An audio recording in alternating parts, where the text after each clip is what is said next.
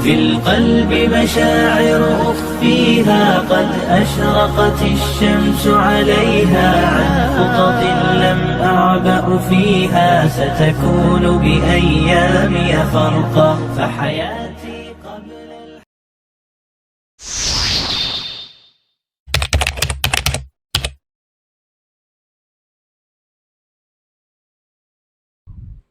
Alhamdulillahilladzi arsala rasulahu bil huda wa dinil haq liyudhhirahu 'ala dini kullih wa kafa billahi syahida. Wa asyhadu an la ilaha illallah wahdahu la syarikalah wa asyhadu anna Muhammadan abduhu wa rasuluh. Ya ayyuhalladzina amanu taqullaha haqqa tuqatihi wa la tamutunna illa wa antum muslimun. Ya ayuhan nasu taqu rabbakumul ladzi khalaqakum min nafsin wahidah wa khalaqa minha zawjaha wa batsa minhuma rijalan katsiran wa nisaa'a wattaqullaha alladzi tasaaluna bihi wal arham innallaha kana 'alaikum raqiba. Allahumma shalli ala Muhammad wa ala alihi wa sahbihi wa man tabi'ahum bi ihsani ila yaumil qiyamah, amma ba'd. Ma'asyiral muslimin rahimakumullah.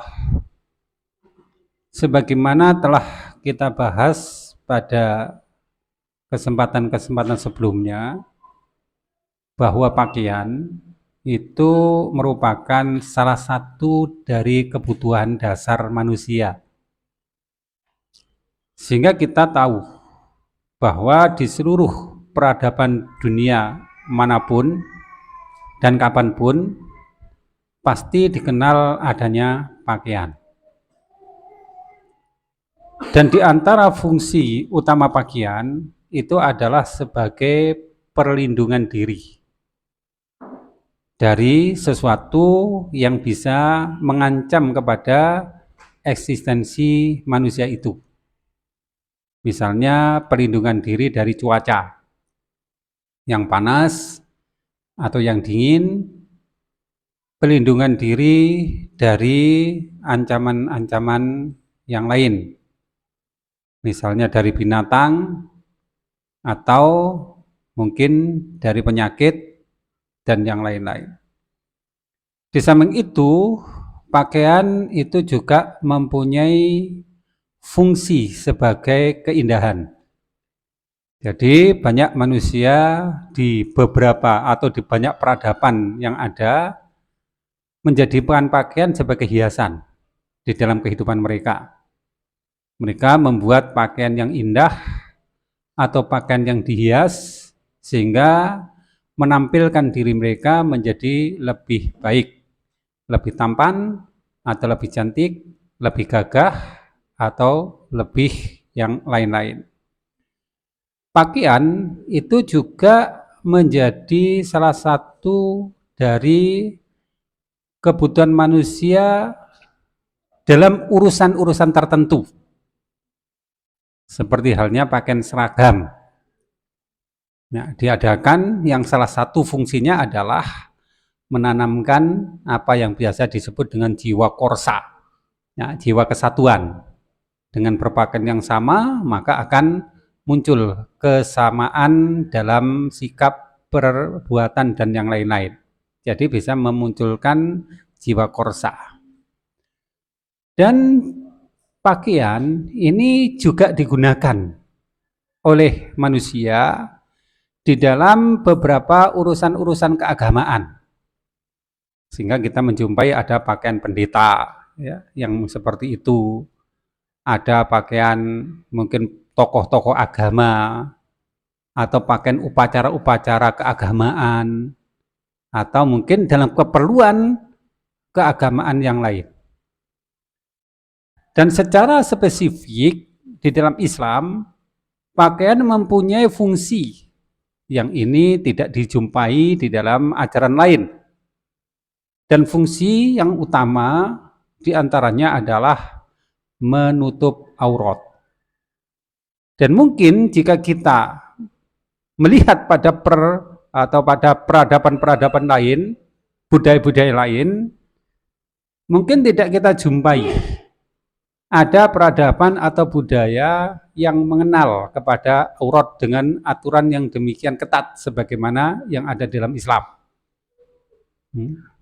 Dan fungsi pakaian itu yang utama adalah untuk menutup aurat. Karena aurat ini adalah sesuatu yang merupakan aib jika itu dilihat oleh orang lain. Makanya di dalam hadis Bukhari dan juga Muslim disebutkan bahwa al-haya'u su'batu minal iman. Malu itu merupakan salah satu bagian dari iman.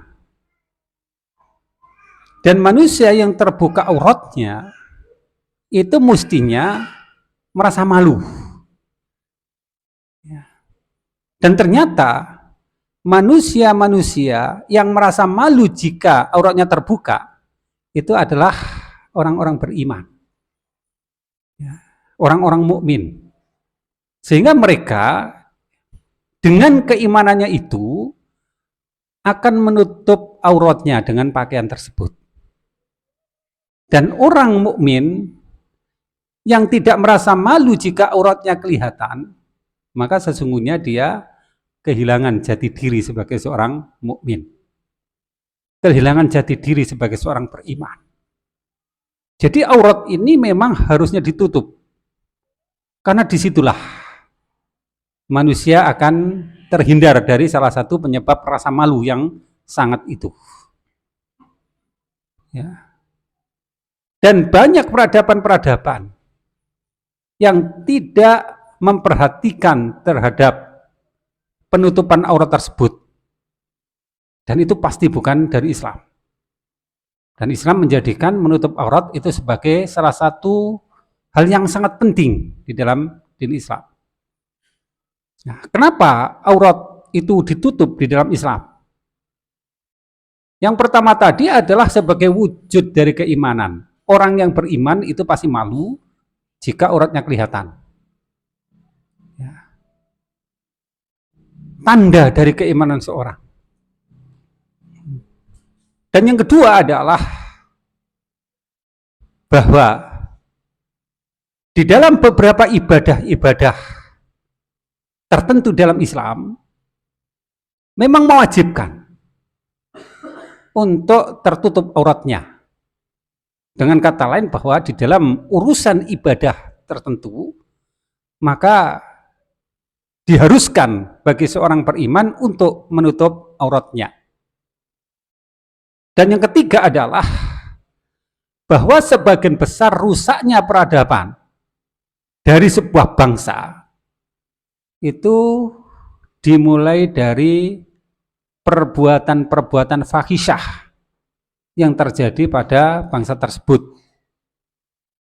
di mana perbuatan fahisyah yang bentuknya itu adalah perzinaan, nah, itu dimulai dari salah satunya itu adalah terbukanya aurat tersebut, sehingga Islam menutup peluang terjadinya kerusakan di dalam sebuah peradaban manusia tersebut dengan menutup aurat tersebut. Yang kalau kita perhatikan di dalam Al-Quran disebutkan dengan istilah wala taqrabuz zina. Janganlah kalian mendekati zina. Perbuatan mendekati zina ini adalah perbuatan yang dilarang. Karena perbuatan mendekati zina itu hampir-hampir akan memasukkan pelakunya ke dalam perbuatan zina. Dengan kata lain akan sulit seseorang itu keluar dari jeratan zina jika dia membiasakan diri untuk mendekati kepadanya. Jadi ibaratnya kalau orang masuk di dalam perbuatan mendekati zina, maka iming-iming untuk terjatuh pada zina itu sangat tinggi. Dan salah satu penyebabnya itu adalah terbukanya aurat. Yang secara khusus di dalam hal ini ya, aurat kaum wanita. Nah, kaum wanita itu dengan sendirinya adalah perhiasan. Jadi keberadaan, eksistensi, wujud dari kaum wanita itu dengan sendirinya adalah perhiasan. Sehingga mestinya perhiasan itu harus ditutup.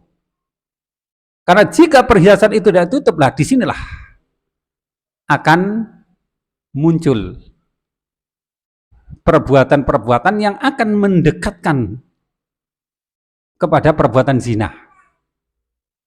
Nah, karena dirinya sendiri memang sudah merupakan hiasan. Sebuah contoh, perempuan itu belum tampak di depan seseorang. Suaranya belum terdengar. Tetapi ketika ada penyebutan nama perempuan, itu pasti sudah akan muncul ya, rasa di dalam diri laki-laki. Sosoknya belum ada, identitasnya belum tahu, suaranya belum terdengar, tapi hanya sebut ada perempuan. Maka itu sudah akan menimbulkan ya, naluri dari seorang laki-laki untuk mendekatinya. Dan ini naluri tidak bisa dipungkiri dan tidak perlu dihilangkan, memang naluri yang ada. Dan adalah sebuah hal yang tidak benar jika ada orang mengatakan itu kan pikiran yang kotor, ya, itu pikiran yang ngeres. Tidak, itu pikiran yang wajar. Ya. Jadi kalau keberadaannya saja tidak nampak, tidak terdengar, tidak terlihat, itu sudah menimbulkan dorongan untuk mendekatinya, maka apalagi jika keberadaannya itu tampak. Ya. Katakanlah, salah satu bagian tubuh dari perempuan itu tampak, maka dorongan tentu semakin kuat untuk melakukan pendekatan. Atau mungkin hanya suaranya, karena Allah memang menciptakan suara laki-laki dan perempuan berbeda. Kecenderungan suara perempuan adalah lembut, menggoda, menggairahkan. Ya. Kecenderungan suara laki adalah keras, tegas. Nah, ini memang naluri yang berbeda, potensi yang berbeda yang ada pada laki-laki dan perempuan. Nah, sehingga keberadaan perempuan itu memang sesungguhnya adalah sebuah daya tarik. Nah, maka wajar jika Islam yang menginginkan kebaikan pada semua bidang, menginginkan kebaikan pada semua perkara, itu memberi aturan, memberi batasan yang sangat tepat untuk menghindarkan terjadinya fitnah yang disebabkan oleh salahnya ya, pergaulan antara laki-laki dan perempuan yang menjurus kepada kerusakan jati diri sebagai manusia menuju kepada binatang dan akhirnya menyebabkan runtuhnya sebuah peradaban. Maka ajaran Islam terhadap pakaian ini sangat kuat, sangat ketat, agar manusia tetap sebagai manusia yang mempunyai kemuliaan, mempunyai kehormatan, berbeda dengan binatang. Nah, maka di antara permasalahan pakaian yang banyak dibahas oleh ulama, secara khusus pakaian perempuan, itu adalah masalah penutup wajah dan penutup telapak tangan. Ya. Dan ini berkenaan dengan pendapat ulama tentang aurat. Sebagian ulama berpendapat bahwa seluruh tubuh perempuan itu adalah aurat, maka mereka mewajibkan menutup seluruh tubuhnya dengan tanpa kecuali. Sebagian ulama yang berpendapat bahwa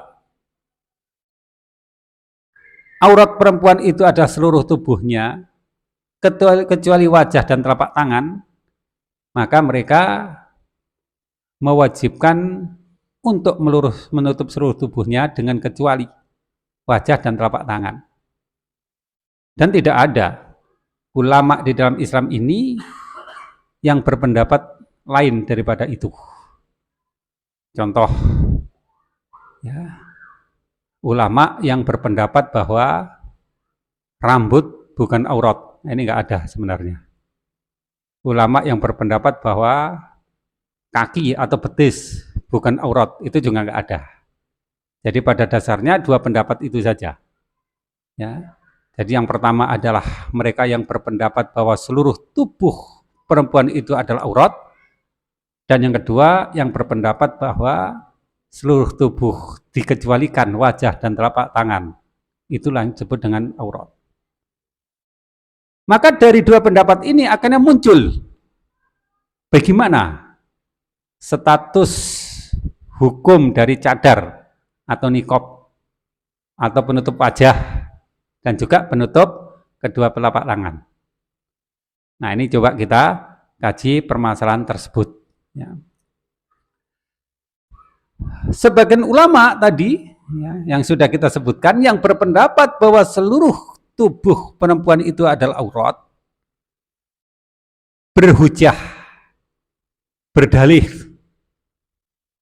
dari apa yang disebutkan oleh Allah di dalam surat Al-Ahzab ayat 53. Allah katakan, wa idza sa'altumuhunna mata'an fas'aluhunna min wara'il hijab. Dan apabila kalian meminta kepada mereka ya, suatu keperluan, ya, maka mintalah kalian kepada mereka min wara'i hijab, dari belakang hijab. Ya. Dzalikum adharu liyaqulu bihim wa qulubihin. Ya. Dzalika adharu liqulu bihim wa qulubihin. Ya. Hal itu lebih suci bagi kalian atau bagi hati-hati kalian dan bagi hati-hati mereka. Nah, ayat ini memang semula khitabnya tertuju pada istri-istri Rasulullah SAW. Ya. Jadi ketika sahabat-sahabat ada keperluan dengan istri-istri Nabi, maka disyaratkan mereka tidak bertemu langsung dengan istri Nabi, tetapi mereka meminta keperluan itu di balik hijab. Nah, tapi sebagian ulama berpendapat bahwa ini juga berlaku bagi istri-istri kaum mukminin semuanya. Ya, jadi hukum ini tidak hanya berlaku bagi istri Nabi, tapi berlaku pada istri kaum mukminin semuanya. Kenapa? Karena ya pertama, al-ibratu bi umumil lati la bi khususi sababi. Hukum itu berkenaan dengan umumnya lafadz, bukan kekhususan sebab. Nah, lafadznya adalah mereka yang meminta sesuatu kepada perempuan hendaklah meminta di balik hijab. Ya. Dzalikum adharu liqulubikum wa qulubihim, itu lebih suci bagi kalian, bagi hati-hati kalian dan bagi hati-hati mereka. Nah, jadi dari ayat tersebut ya, sebagian ulama yang mewajibkan menutup seluruh tubuh perempuan ya, beranggapan atau berpendapat dengan dasar ayat ini. Jadi nggak boleh berbicara secara langsung, ya, artinya kontak secara langsung, tetapi harus dibalik hijab. Ya. Dan itu dinyatakan lebih suci bagi hati-hati kalian dan juga hati-hati mereka. Hati kalian yaitu yang meminta, hati mereka yaitu para perempuan-perempuan atau istri-istri itu. Nah, jadi harus berada di balik hijab, tidak boleh berinteraksi ya secara langsung tanpa ada penutup. Yang mana hijab itu bisa jadi adalah pakaian yang menutupinya, bisa jadi penghalang-penghalang lain, misalnya tabir atau yang lain-lain. Ya, nah itu pendapat mereka. Demikian juga di dalam surat Al-Ahzab ayat 59 Allah katakan, ya ayyuhan nabiyyu qul li azwajika wa banatika wa nisa'il mu'minina yudnina 'alaihinna min jalabibihin. Wahai Nabi, katakanlah kepada istri-istrimu dan anak-anak perempuanmu dan istri-istri dari orang-orang mukmin, hendaklah mereka menjulurkan jilbab-jilbab mereka ke seluruh tubuh mereka. Nah, di sini ada perintah agar Nabi SAW sampaikan kepada istri beliau, anak perempuan beliau, dan istri-istri kaum mukminin semuanya. Ya, termasuk tentunya istri-istri kita. Perintahnya apa? Hendaklah mereka menjulurkan jilbab-jilbab mereka ke seluruh tubuh mereka. Nah, ini dijadikan dalil bahwa seluruh tubuh itu adalah aurat. Karena mereka menafsirkan kata jalabib, artinya bentuk jamak dari jilbab itu adalah sejenis baju kurung yang lebar, yang longgar, yang menutup pada seluruh tubuh, mulai dari kepala, wajah, dan dada. Itu yang disebut dengan jilbab. Artinya tafsir jilbab menurut mereka itu demikian. Ya, pakaian baju kurung gitu, yang longgar, yang menutupi seluruh tubuh mereka, mulai dari kepala, wajah, hingga pada kaki. Nah, tanpa ada yang terbuka. Gitu ya. Ini juga dijadikan sebagai dalil bahwa seluruh tubuh wanita itu adalah aurat. Ya. Tidak ada satu bagian pun yang boleh terlihat. Yang mana ditutupi itu bisa dengan pakaian, atau bisa dengan tabir, atau dengan tidak keluar rumah, sehingga tidak pernah kelihatan laki-laki gitu. Nah, juga disebutkan sebuah hadis yang diriwayatkan oleh At-Tirmidzi bahwa Nabi SAW mengatakan, al-mar'atu aurah. Perempuan itu adalah aurat. Jadi disebutkan perempuan itu adalah aurat. Ya. Mutlak. Tidak ada kecualinya. Artinya seluruh tubuh perempuan atau yang disebut perempuan itu dengan sendirinya adalah aurat. Tanpa ada kecuali. Ada kecuali wajah gitu ya. Atau kecuali telapak tangannya, nggak ada. Jadi seluruh tubuhnya itu dikatakan aurat. Ya. Fa idza kharajat, maka apabila perempuan itu keluar, istashrafaha syaitan, maka setan akan menjadikannya indah di mata laki-laki. Jadi ibaratnya kalau wanita itu keluar, setan itu merias sehingga dia tampak indah di mata laki-laki. Nah, apa yang indah? Ya perempuan itu secara keseluruhan. Sehingga kalau kelihatan rambutnya, ya rambutnya indah.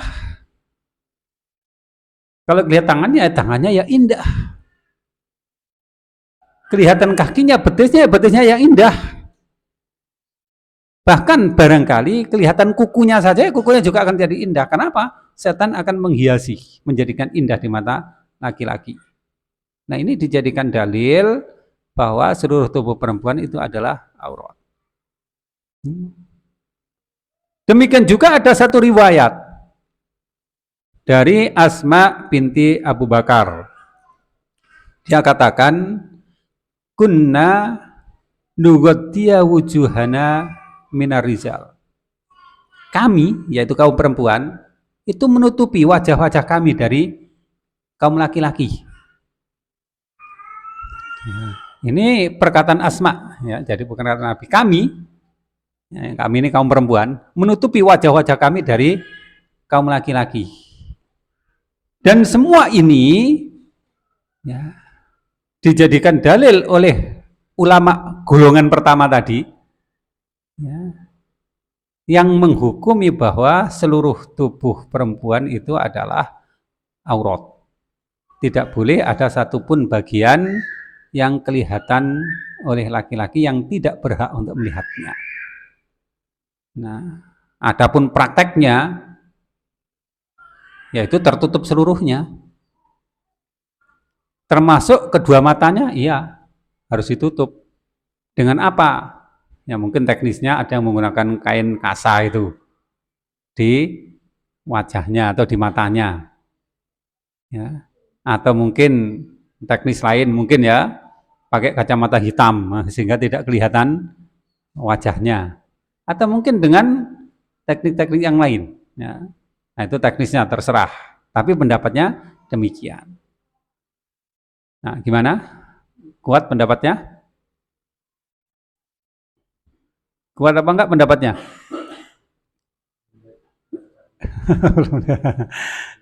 Belum lihat ya, dibandingkan. Jadi ini memang pendapat. Ya, adapun memang tidak terdapat satu dalil yang jelas atau sharih menyebutkan wajah dan telapak tangan aurat, nggak ada. Ya, harus ditutup, ya nggak ada. Tetapi mereka mengisihati dari ayat-ayat dan hadis-hadis yang ada tersebut, akhirnya disimpulkan demikian. Nah, coba sekarang kita perhatikan pendapat yang kedua. Ya. Pendapat yang kedua mengatakan bahwa seluruh tubuh wanita itu adalah aurat terkecuali wajah dan telapak tangan. Ya. Jadi wajah dan telapak tangan bukan aurat maksudnya. Selebihnya ya aurat. Kaki, telapak kaki, betis, ya sampai ke atas ya aurat. Ya. Perut, dada, tangan, yang lain ya aurat gitu ya. Hanya wajah dan telapak tangan dan kedua telapak tangan itu. Dasarnya apa? Mereka membolehkan untuk membuka wajah dan kedua telapak tangan. Dasarnya adalah apa yang Allah katakan di dalam surat An-Nur ayat 31. Di mana Allah katakan wala yubadina zinatahunna illa ma dhahara minha. Dan janganlah mereka itu, yaitu kaum perempuan, menampakkan perhiasan, ya, zinah perhiasan mereka illa ma dhahara minha, kecuali apa yang memang biasa tampak, kecuali apa yang memang biasa terlihat. Nah, dulu sudah pernah kita jelaskan tentang kata zinah ya, ada yang bersifat khalqiyah, ada yang bersifat muktasabah. Khalqiyah itu adalah apa yang Allah ciptakan, muktasabah itu adalah apa yang dibikin oleh manusia itu untuk memperindah dirinya. Ya, jadi pada dasarnya memang perhiasan dalam diri perempuan nggak boleh dilihat. Apa itu? Kalau di dalam di dalam hadis tadi disebutkan bahwa al-mar'atu aurah, perempuan itu adalah aurat. Kenapa? Semua yang ada dari perempuan itu sesungguhnya adalah perhiasan. Ya. Kelihatan tangannya ya menarik juga. Kelihatan kakinya ya menarik. Kelihatan wajahnya ya menarik. Bahkan kedengaran suaranya saja juga menarik. Ya. Tetapi ada pengecualian illa ma dhahara minha. Kecuali apa yang biasa terlihat. Nah, apa yang biasa terlihat di sini ditafsirkan sebagai wajah dan telapak tangan. Nah, ini tafsirnya, ya. Apa yang biasa tampak itu adalah wajah dan telapak tangan. Jadi seluruh tubuh aurat kecuali wajah dan telapak tangan. Ya. Nah, kemudian juga terdapat sebuah hadis yang diriwayatkan oleh Abu Dawud dari Aisyah ketika Asma masuk ya, kepada Rasulullah SAW, sedangkan dia memakai kain yang tipis, maka Rasulullah SAW berpaling darinya, nggak mau melihatnya. Ya. Kemudian beliau katakan, ya Asma, innal mar'ata idza balagatil mahid. Wahai Asma, sesungguhnya perempuan itu apabila dia sudah haid, sudah sampai pada haid atau artinya balik, lam tasluh ayyura minha. Tidak pantas, tidak layak untuk kelihatan darinya. Illa hada wa hada, kecuali ini dan ini. Nah, Nabi mengatakan kecuali ini dan ini sambil berisyarat kecuali ini dan ini, ya, artinya wajah dan telapak tangan. Nah, ini dan ini di isyaratnya, tapi beliau menunjuk kepada wajah dan telapak tangan. Hadis ini sebenarnya jelas secara matan menunjukkan pengecualian dari aurat yang ada pada tubuh perempuan itu, wajah dan kedua telapak tangan. Ya, jadi artinya seluruh tubuh perempuan adalah aurat kecuali wajah dan telapak tangan. Hanya memang hadis ini tergolong sebagai hadis yang dhaif. Ya. Kenapa dhaif? Nah, dhaif itu karena mursal. Perawinya yang bernama Khalid bin Duraik ini tidak pernah bertemu dengan Aisyah. Nah, jadi putus mursal itu ya. Nah, hadis ini jelas secara matan menunjukkan ada pengecualian dari tubuh perempuan yang tidak termasuk aurat, yaitu wajah dan telapak tangan. Hanya saja memang secara sanad hadis ini dhaif. Ya, tapi kita ungkapkan dulu di sini. Ya. Karena bisa jadi sanadnya dhaif, tetapi matanya benar. Bisa jadi demikian. Jika misalnya didukung dengan riwayat lain yang sahih. Ya, jadi kalau ada matan lain yang sahih, ada sanad lain yang sahih, maka ini menjadi benar. Artinya matanya bisa diterima. Ya. Nah, ada nggak riwayat lain yang menunjukkan pada hal tersebut? Ini terdapat sebuah hadis yang diriwayatkan dari Jabir bin Abdullah ketika dia sholat id bersama Rasulullah SAW. Ya, adalah seperti biasanya di dalam sholat id itu beliau berkhutbah kepada seluruh jamaah yang ada. Ya, atau secara khusus kepada kaum muslimin. Secara umum kepada seluruh kaum muslimin maupun muslimat. Setelah itu biasanya beliau memang pergi ke jamaah perempuan untuk memberi nasihat secara khusus kepada mereka. Beliau nasihati, beliau perintahkan kepada mereka. Nah, di saat itu berdilah seorang perempuan. Ya. Disebutkan di dalam hadis tersebut, faqamati mar'atun. Berdilah seorang perempuan min sitatin nisa, dengan sedang, artinya perempuan itu sedang. Ya, sedang dalam ukuran perempuan. Ya, kalau bahasa kita ya nggak terlalu tinggi, nggak terlalu pendek. Ya, ukuran rata-rata perempuan, gitu ya.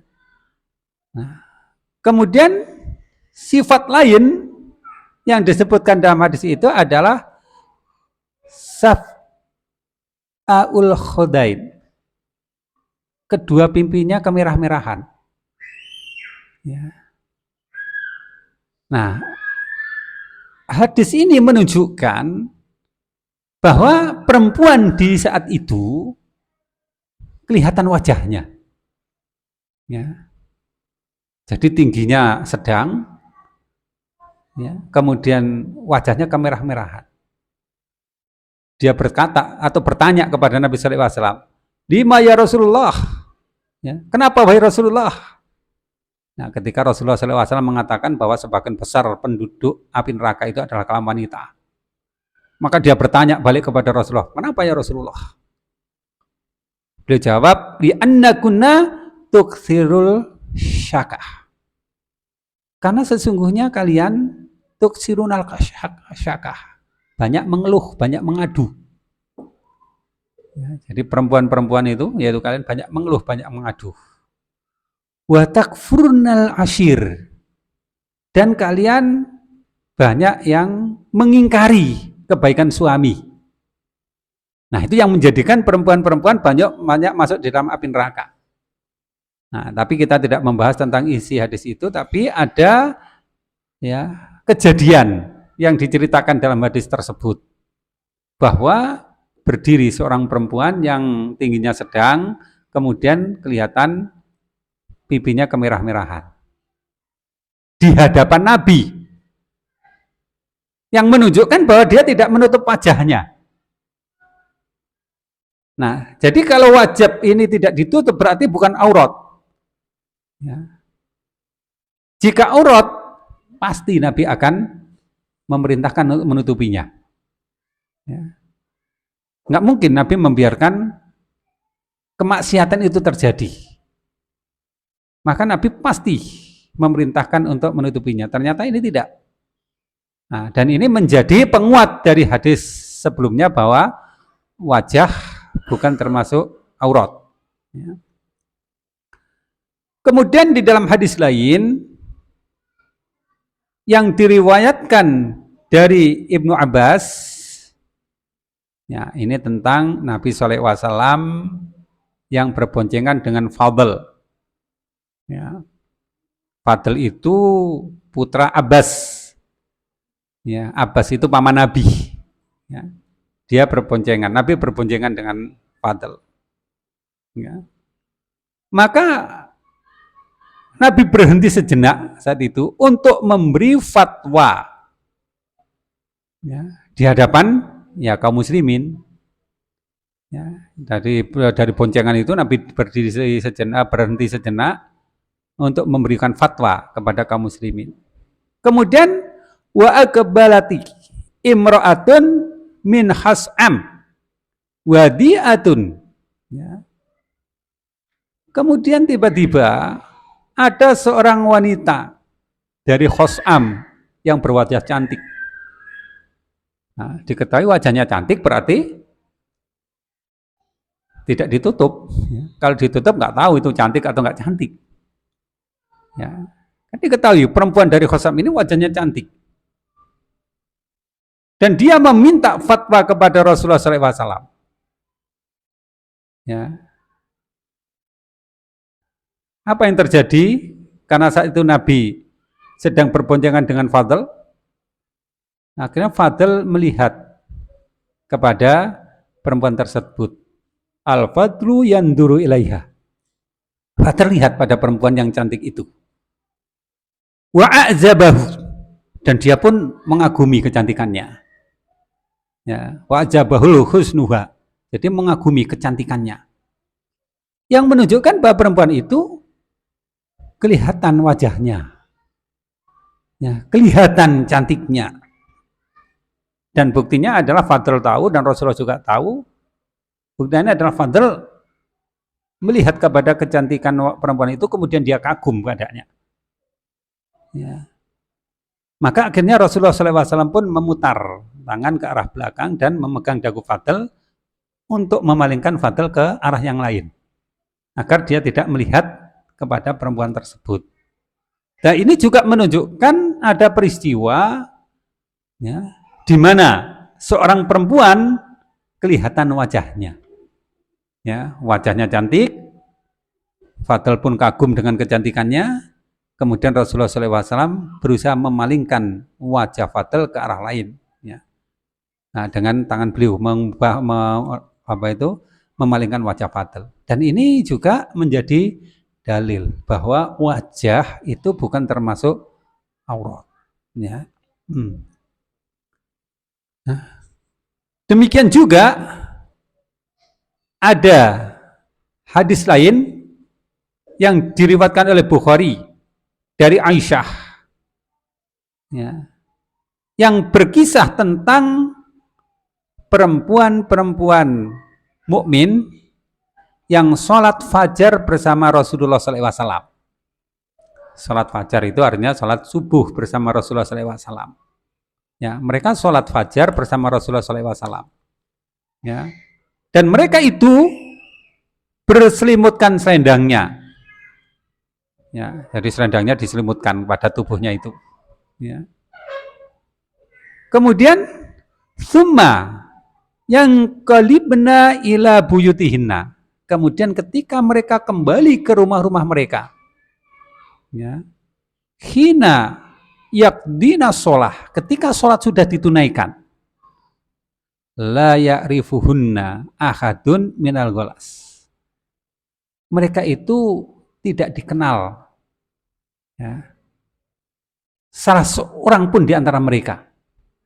Nah, kalau tidak dikenal salah seorang di antara mereka berarti wajahnya ditutup gitu ya. Kalau wajahnya terbuka masih dikenal. Nah, ini menunjukkan bahwa wajahnya ditutup sehingga tidak ada satupun yang kenal pada perempuan-perempuan yang sholat bersama Nabi itu. Nah, menunjukkan bahwa perempuan-perempuan itu tertutup wajahnya. Oleh apa? Oleh selendang itu sehingga tidak kelihatan. Tetapi ada kelanjutan dari hadis ini. La ya'rifuhunna ahadun minal ghalas. Mereka itu tidak dikenal seorang pun disebabkan hari masih gelap.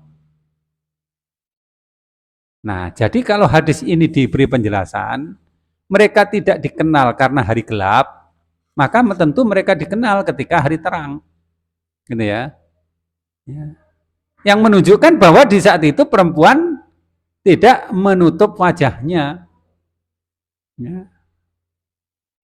Ya. Nah, ini juga memperkuat terhadap pendapat yang kedua tadi. Ya. Nah, tadi kita sudah bicara tentang wajah. Jadi wajah, ya, apakah aurat atau tidak? Sekarang bagaimana dengan kedua telapak tangan? Yang di dalam hadis yang diriwayatkan dari Aisyah oleh Abu Dawud tadi, Rasulullah SAW menunjukkan ya, kecuali wajah dan telapak tangan. Nah, tadi wajah sudah kita sebutkan. Di dalam banyak peristiwa yang terjadi di zaman Nabi SAW, wanita-wanita itu terlihat wajahnya, yang menunjukkan bahwa mereka tidak menutup wajahnya. Bagaimana dengan kedua telapak tangan? Nah, ini terjadi peristiwa diceritakan oleh Ibnu Abbas ya, dalam hadis yang diriwayatkan oleh Bukhari, yaitu ketika Rasulullah SAW sholat Id. Ya, tadi sudah kita sebutkan biasa. Beliau berkhutbah kepada seluruh kaum muslimin, kemudian setelah itu beliau menuju kepada jamaah perempuan. Nah, kemudian beliau memberi pelajaran kepada jamaah perempuan, mengingatkan mereka, ya, memerintahkan mereka, berwasiat kepada mereka. Ya. Nah, di saat itu salah satu perintah Nabi SAW kepada mereka adalah bersedekah. Ya. Wa amarahun Nabi sedekah. Nabi perintahkan kepada mereka bersedekah. Ya. Apa yang terjadi saat itu? Fara'aituhunna yuhwina bi'aidihinna. Maka aku melihat mereka mengulurkan tangan-tangan mereka. Ya. Untuk apa? Untuk meletakkan sedekah tersebut. Atau untuk melemparkan sedekah-sedekah tersebut. Di mana saat itu Bilal melepas bajunya, kemudian dihamparkan, sehingga mereka melemparkan sedekah-sedekah ke baju Bilal tersebut. Nah, Ibnu Abbas mengatakan bahwa aku melihat mereka ya, melemparkan dengan tangan-tangan mereka. Ya. Nah, yang menunjukkan bahwa Ibnu Abbas melihat tangannya. Ya.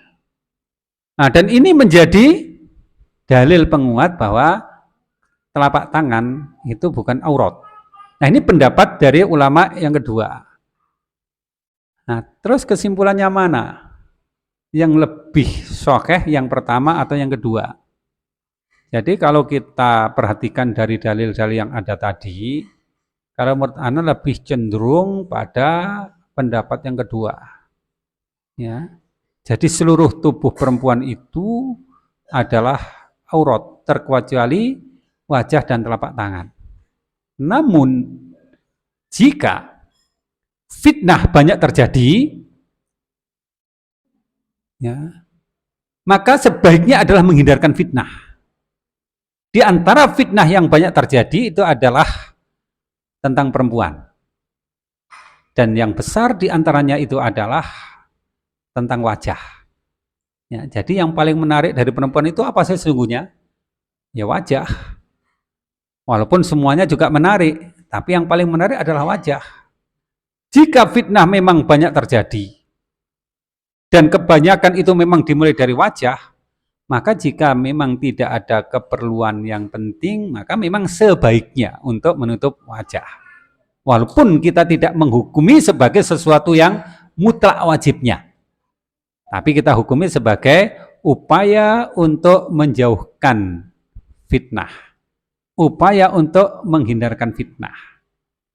Dan terutama kalau menurut ana, ini menurut ana pribadi ya, bagi wanita-wanita yang sudah bersuami, maka sebaiknya menutup wajahnya.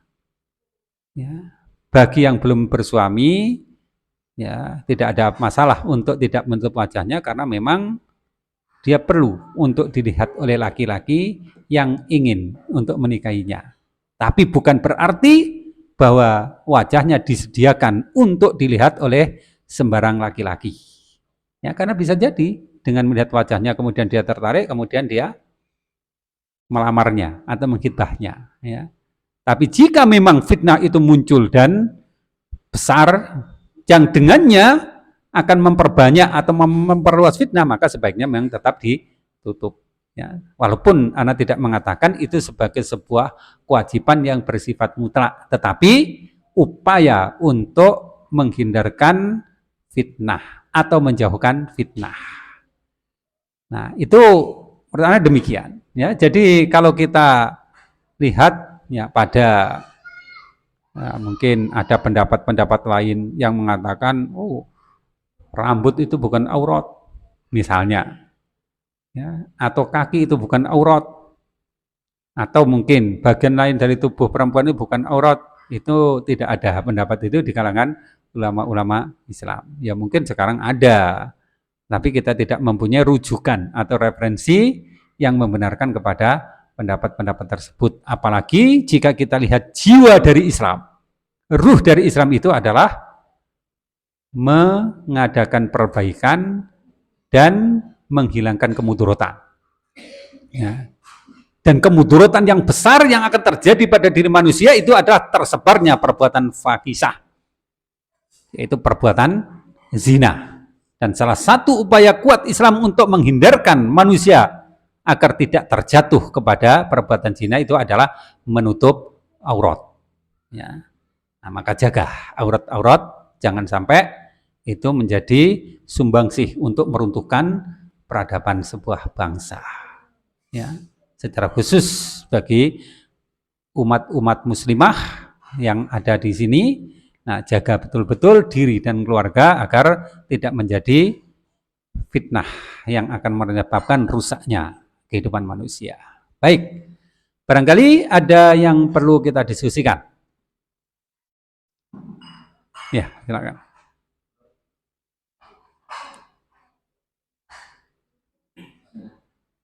Untuk aurat perempuan dan laki-laki, kalau perempuan kan jadi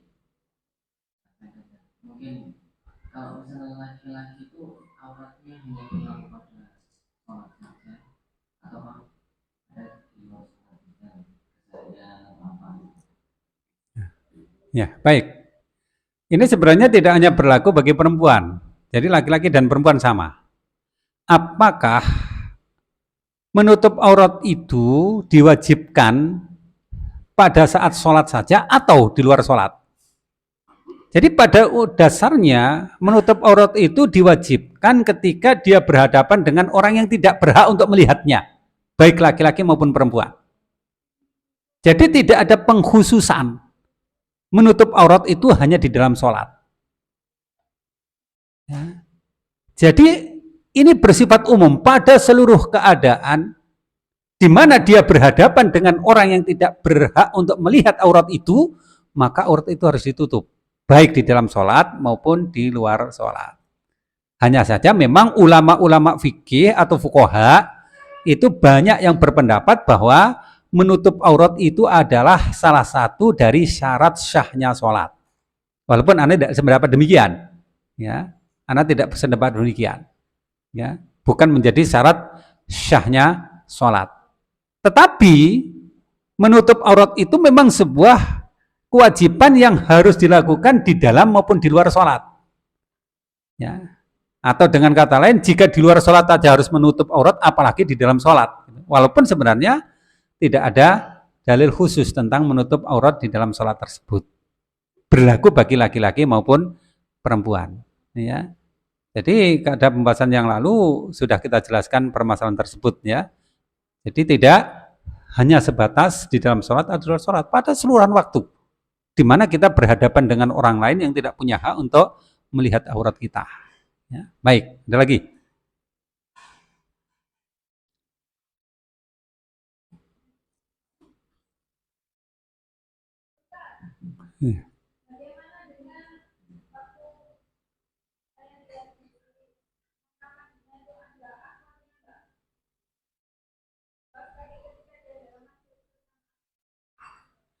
Nah, kalau di dalam lingkungan sesama akhwat, ya, tadi Ana sebutkan bahwa menutup aurat itu di dalam hubungan sesama manusia yang tidak berhak untuk melihat aurat tersebut.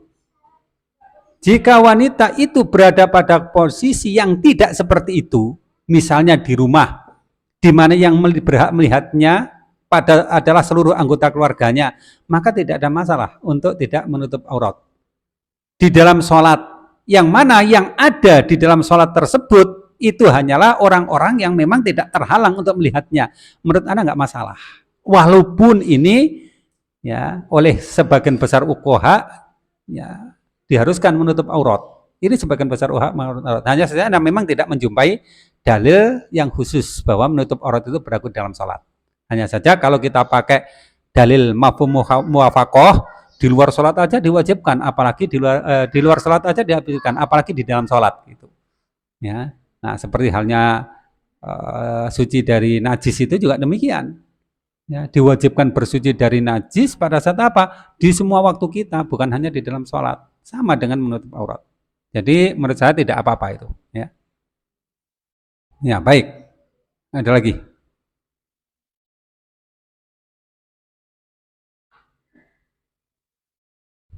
Sudah. Ya baik. Kalau nggak ada, kita cukupkan. Ya. Selalu mengambil yang terakhir, mengambil kesempatan yang lain. Ini mungkin kalau panjang jawabannya untuk makhluk saja. Yang saya tanyakan antara batas-batas dari yang boleh dilihat tadi, maksudnya yang tertutupnya sampai mana itu, Ustaz?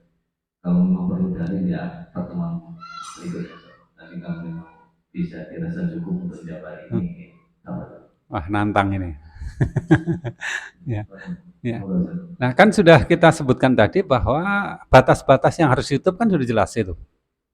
Gitu maksudnya. Oh ya, jadi kalau disebutkan di dalam hadis yang umum tadi dari Aisyah, ya, diriwayatkan oleh Abu Dawud tadi, yang secara sanad itu dhaif, tapi secara matan diberi dukungan atau diberi syahid oleh beberapa hadis yang lain, disebutkan bahwa ya Asma, innal mar'ata idza balagatil mahid.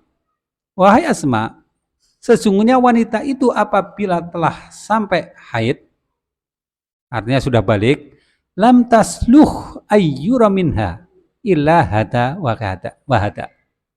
Tidak pantas, tidak layak untuk kelihatan padanya, kecuali hanya ini dan ini.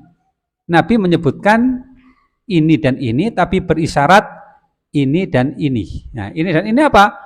Hadis tersebut menyebutkan yang pertama, ila wajahi, wajahnya. Nah, wajah itu batasannya apa? Memang para ulama berselisih pendapat tentang wajah itu. Ya, secara umum, wajah itu adalah bagian depan dari kepala kita yang kelihatan ketika kita berbicara dengan orang lain. Itu secara umum. Bagian depan wajah kita yang kelihatan orang yang berbicara di hadapan kita tadi, itu wajah. Tentang batasannya, memang para ulama berselisih. Ada yang berpendapat bahwa wajah itu adalah seluruh bagian dari depan kepala kita yang tidak ditumbuhi rambut. Itu wajah. Jadi yang nggak ada rambutnya, nggak tumbuhi rambut, itu wajah. Ya. Kemudian sebagian lagi memperluas. Daerah putih antara jambang dengan telinga itu juga wajah. Karena apa? Tidak ditumbuhi rambut. Ya. Nah itu perbedaan-perbedaan pendapatnya. Tetapi secara umum ya bagian depan kita ya selama masih kita jangkau. Ya, yang tidak ditumbuhi rambut itu. Nah itu bagian dari wajah. Kemudian yang kedua adalah apa? Wakafai. Beliau berisyarat dengan kafnya. Dua kafnya. Kaf itu apa? Kaf itu adalah telapak tangan. Telapak tangan itu apa? Ya, pergelangan tangan sampai ujung di sini telapak tangan. Ya, mulai dari pergelangan tangan sampai sini. Nah, dari mana kita tahu ini secara bahasa maknanya demikian? Nanti kalau kita lihat pada hukum-hukum yang lain yang disebut kaf itu adalah seperti ini. Ya. Ya, jadi antara ujung tangan di sini sampai pergelangan tangan itu disebut dengan kaf. Gitu ya. Nah, itu batasannya seperti itu.